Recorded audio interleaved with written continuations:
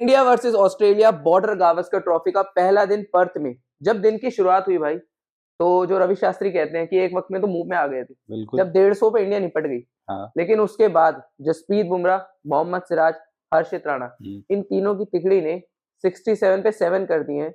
और कहना गलत नहीं होगा कि इंडिया इस मैच में बहुत ज्यादा आगे हुई है। बहुत ज्यादा का तो पता नहीं भाई, क्योंकि हमारे में भी वो पोटेंशियल है कोलैप्स करने का।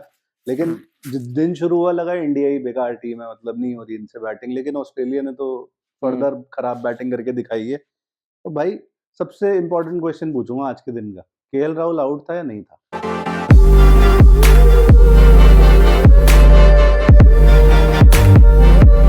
भाई मेरी मानो और मुझे लगता है बहुत लोगों की मानो तो नॉट आउट था। आप ध्यान से आपको दिख सकता है, अगर आपका एज लगता है तो आपका जो स्निको है वो हल्का सा स्पाइक आता है कोई भी एज पे।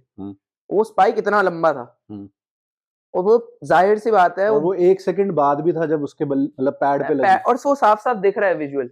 और दूसरी चीज, जब आपके बल्ले की तरफ से जा रही है बॉल तो डिविएट हल्की सी होती है, बॉल ऐसे सीधी जा रही है।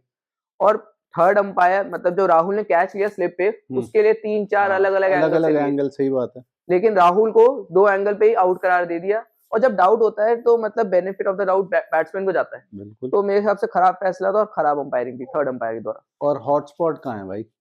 हॉटस्पॉट होना चाहिए ना, वो तो क्लियर ही कर देता है कि एज है या नहीं है। बिल्कुल बिल्कुल, वो भी नहीं है। मेरे को लगता है भाई एक जो पहले प्रथा आई थी, मतलब सुनने में जो आया था वो ये था कि हॉटस्पॉट एक महंगी तकनीक है। लेकिन बीसीसीआई और क्रिकेट ऑस्ट्रेलिया से ज्यादा अमीर कोई बोर्ड तो है नहीं इस दुनिया में। ईसीबी होगा क्रिकेट ऑस्ट्रेलिया के लेवल पे, तो मेरे हिसाब से बीसीसीआई अकेले भी वो हैंडल कर सकती है। बिल्कुल कर सकती तो है। होना चाहिए। और अच्छी बात है अभी इंडिया ने आउट कर दिया, लेकिन अगर आउट नहीं कर पाती तो मुझे लग रहा था इस पे काफी बवाल होता। और कहीं ना कहीं केएल राहुल के लिए भी आपको फील करना पड़ेगा कि बंदा इतनी स्क्रूटिनी के अंडर है और अच्छी मतलब सबसे सॉलिड बैट्समैन दिख रहा था ऑफ कोर्स रेड्डी और पंत से पहले। बिल्कुल, उसमें वो बेचारा बिना बात के आउट हो गया, वो भी थर्ड अंपायर पे जाके। थोड़ा सा गलत है। एग्जैक्टली। थोड़ा मतलब डीमेरिट पॉइंट मिलने चाहिए थर्ड अंपायर को। इस ज्यादा हम क्या बोले और थर्ड अंपायर को भाई कोई सजा नहीं मिलती, मैं तो हैरान हो जाता हूँ इस चीज को लेकर। तो भाई अब पड्डीकल जी नंबर 3 हमारे नए, मोस्ट प्रोबेबली शायद इसी मैच के लिए या अगले मैच के लिए अगर गिल की वापसी ना हुई तो कैसा लगी बैटिंग? भाई सबसे ज्यादा बुरा मुझे तब लग रहा था जब पडिक्कल बैटिंग कर रहे थे और चेतेश्वर पुजारा कमेंट्री कर रहे थे। तो मैं अभी भी मानता हूँ चेतेश्वर पुजारा को ये बुला सकते थे भाई बुला लो ना अभी। और वही वो तो बैठा बंदा। और कमेंट्री में वो कह रहे हैं मैं बैटिंग करने के लिए हमेशा तैयार रहता हूँ। देवदत्त पडिक्कल को मिचेल स्टार्क की एक गेंद समझ नहीं आ रही थी। ठीक है, माना लबुशेन के साथ भी यही हाल था। हाँ। लेकिन देवदत्त पडिक्कल तो ऐसा लग रहा था कोई नौसिखिया बच्चे जैसे हम दोनों को भेज दिया मिचेल स्टार्क के सामने। बड़ा अजीब था भाई। और भाई हेडन ने पहले ही प्रेडिक्ट कर दिया था कमेंट्री में, 3-4 बॉल पहले उन्होंने बोला कि 20 बॉलें इसने खेल ली है, लेकिन जिस हिसाब से खेल रहा है ज्यादा लंबा टिकेगा नहीं। 3 बॉलों बाद आउट। बट ठीक है, आप बेनिफिट ऑफ द डाउट दोगे कि नया बंदा है, सेकेंडरी टेस्ट मैच खेल रहा है अपना। लेकिन भाई आपको रखा गया था कि आप सॉलिड दिख रहे हो ऑस्ट्रेलिया में। बिल्कुल। बट जब सामने स्टार्क, कमिंस, हेजलवुड आए तो आपकी हो गई। बस इससे ज्यादा नहीं बोलूंगा मैं।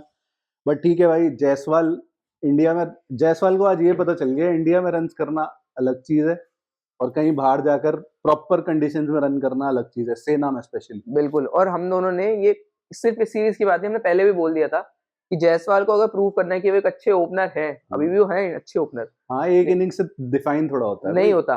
लेकिन इंडिया में वही बॉल अभी चौका जाती, लेकिन ऑस्ट्रेलिया में अतिरिक्त बाउंस है जो उसकी वजह से वो स्लिप में आउट हो गया। स्पाइसी विकेट है, हमने प्रीव्यू में भी कहा था, जो आप लोगों ने देखा ही नहीं हमारा, पता नहीं क्यों। बट भाई Nitish Reddy, what a debut यार, रेडी फॉर टेस्ट क्रिकेट। बिल्कुल। और मतलब आसान नहीं होता। मिचेल स्टार्क जिस तरह के आज, मतलब मिचेल स्टार्क से माना जाता है भाई कि वो थोड़े देर से फॉर्म में आते हैं, मतलब टेस्ट में एक दो ओवर बाद आते हैं। आज रिदम पकड़ के बॉल डालते थे, उनको अच्छा खेला। हेजलवुड, पैट कमिंस कोई हल्के बॉलर तो है नहीं, तो बढ़िया रहा। शुरू में भाई दोनों हेजलवुड और स्टार्क 8-8 ओवर डाले हुए थे, सिर्फ 10 रन खाए थे दोनों ने, 10-10 ईच। तो मतलब बहुत ब्रिलियंट बैटिंग थी भाई ने। जो 150 तक हम पहुंचे हैं वो रेड्डी की वजह से ही है। बिल्कुल। हालांकि रेड्डी आउट था, वो लिया नहीं डीआरएस उन्होंने, कमिंस जी ने, भाई ने। बट टीम सिलेक्शन पे थोड़ी बात करें या अच्छी बात करते हैं, लास्ट में करेंगे टीम सिलेक्शन। ठीक है भाई, ठीक है। तो भाई व्हाट अबाउट कोहली, क्या हो रहा है? भाई मेरे को कोहली मतलब फील्ड पे तो आज बहुत पसंद है, सही बताऊं तो। मतलब बुमराह सिर्फ नाम के कप्तान दिख रहे हैं मुझे तो। कप्तानी तो खैर कोहली ही कर रहे हैं। हाँ, सही बहुत अच्छा लगा एग्रेशन सब। लेकिन बैटिंग पे भाई मैं आपसे एक सवाल पूछता हूँ।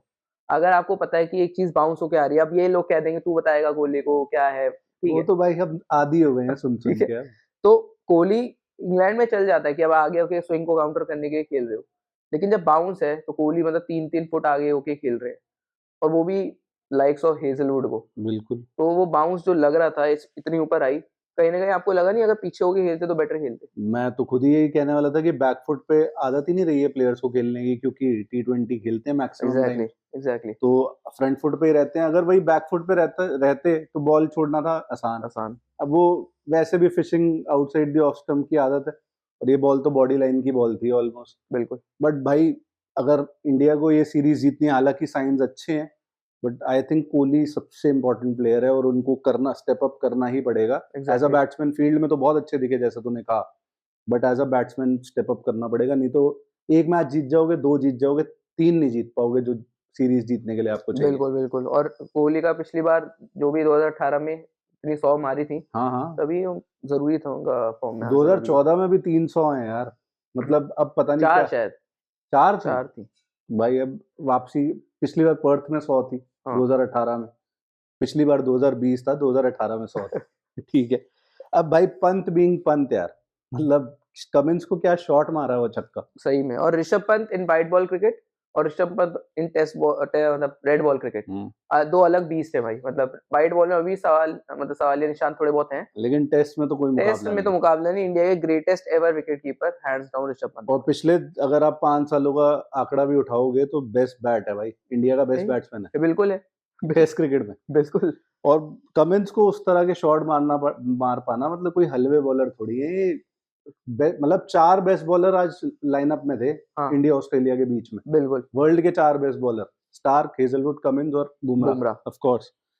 तो भाई अब आगे जॉश की भी बात कर लेते हैं। हेजलवुड की हमेशा चले जाते हैं बेचारे अंडर द रेडार। आज ही मैं देख रहा था, सुन रहा था कमेंट्री में कि सोशल मीडिया पे है नहीं, शायद तभी हाइप नहीं है उतनी। और भाई हम दोनों के लिहाज से तो काफी मतलब उनको हाइप मिलनी चाहिए। बिल्कुल मतलब हमारा दिस एंड दैट जो लोग बड़ा प्यार करते हैं, हाँ। हम लोगों से पूछते हैं तो लोग जॉश हेजलवुड को ऐसे कहते हैं, चल कौन है तू?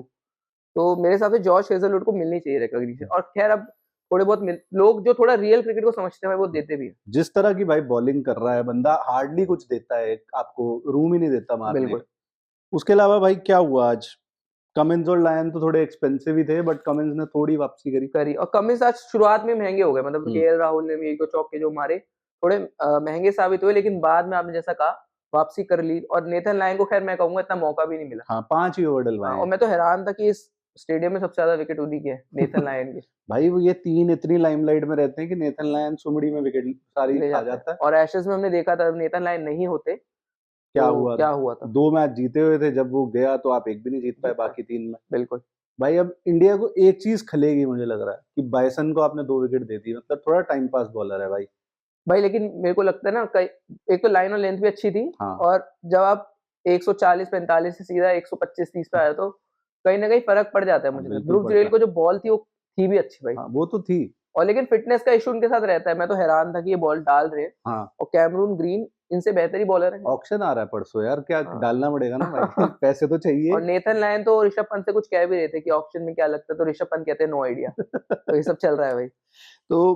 भाई इसी तरह इंडिया 150 पे सिमट गई। ऑस्ट्रेलिया क्लिनिकल थी बॉल से, लेकिन कोई और ज्यादा क्लिनिकल था तो वो था जसप्रीत बुमराह भाई। बिल्कुल। इस जैसे लोग कह देते हैं कि नहीं है, बेस्ट है, बट अगर 3 फॉर्मेट मिलाओगे तो भाई इसका मुकाबला नहीं है। इस साल 45 विकेट ले चुका है। हाँ। 10 मैचेस में। बिल्कुल। और वो सिराज वाली क्या लाइन थी भाई?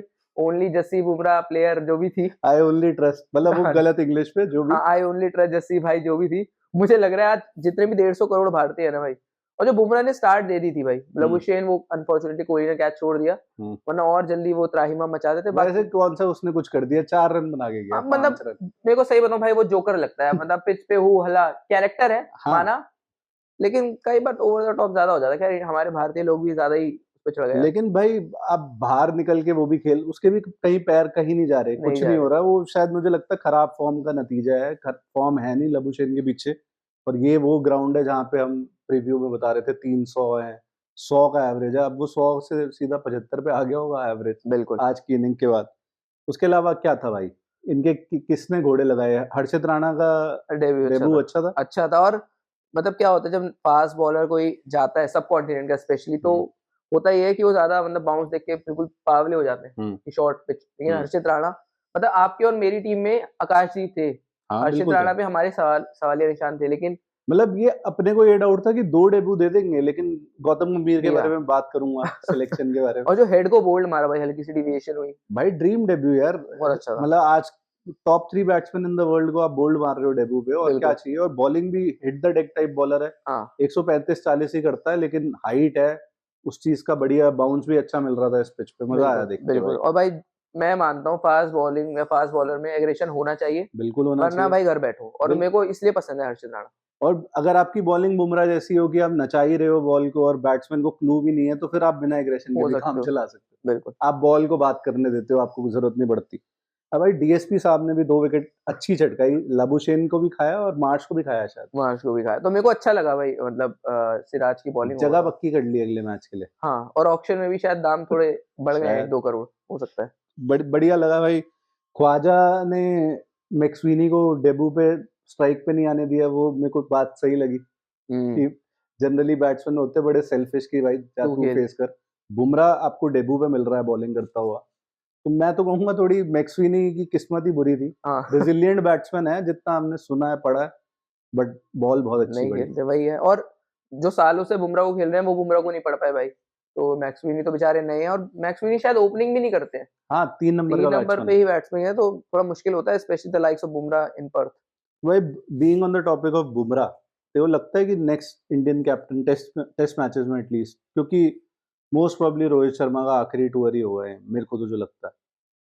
शायद इंग्लैंड दौरा हद से हद चल 1 साल बचा उसमें। हाँ, तो मैं बुमराह को बना दूं, कोई दिक्कत नहीं, मैं कौन सा हूँ, मतलब अगर मेरे को लेकिन दिक्कत ये है भाई, एक तो बुमराह आपके एक बहुत ही एमवीपी है, मोस्ट वैल्यूएबल प्लेयर है जो भी, तो इसलिए होम टेस्ट में जब थोड़ी हल्की टीमें होती है और स्पिन को ज्यादा मदद होती है, तब शायद बुमराह को हम आराम दे, तो इसलिए मुझे लगता है थोड़ा ना, जो रेस्ट पॉलिसी की वजह से बुमराह के शायद टीम मैनेजमेंट ना जाए, हो सकता है ऋषभ पंत आपके अगले कप्तान हो, क्योंकि ऋषभ पंत की जगह तो पक्की है टेस्ट में फिलहाल। हाँ ये तो है। और बुमराह का वही जो तूने बोला कि होम टेस्ट में थोड़ा सा डाउट रहता है, हालांकि रगड़ रहे हैं उसको इस साल। हाँ, रगड़ा ही 10 है। टेस्ट मैच तभी खेला भाई इस साल, बिल्कुल ये तो पहला ही है अभी, उससे पहले तो सारे घर के टेस्ट थे। बिल्कुल।